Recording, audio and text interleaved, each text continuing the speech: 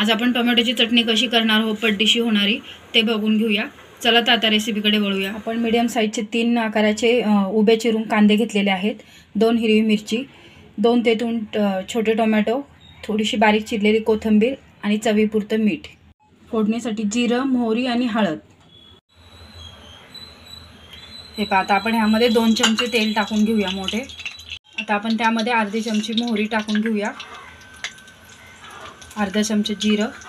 हे व्यवस्थित फुलले की आपण त्यामध्ये जो उभा चिरलेला कांदा आहे तो टाकून घेऊया. आता कांदा आपण 2 मिनिटं परतून घेऊया. तो ब्राऊन पूर्ण करायचा नाही आहे, फक्त जरा शिजू द्यायचा आहे कांदा आपल्याला. आता आपण यामध्ये थोडंसं चवीपुरतं मीठ टाकून घेऊया. मिठामुळे काय होतं, कांदा परतायला लवकर मदत होते. त्यानंतर ज्या 2 मिरच्या आपण कापून घेतल्या होत्या त्या टाकून घेऊया. उभीच कापून घ्यायची, जेणेकरून तुम्हाला जास्त तिखट लागणार नाही. आणि लहान मुलं जर खात असतील तर ती मिरची तुम्ही वरच्यावर लगेच काढू शकता. थोडीशी हळद आणि आता त्यामध्ये आपण टोमॅटो टाकून घेऊया. टोमॅटो फक्त 2 मिनिटं शिजवून घ्यायचे, ते व्यवस्थित पूर्ण गाळ करायचे नाही आहेत आपल्याला. आता हे तुम्ही बघू शकता, एकदम व्यवस्थित आता आपण हे परतून घेतलेले आहे सगळे टोमॅटो. आता आपण ह्याला एक वाफ काढून घेऊया 5 ते 7 मिनिटं.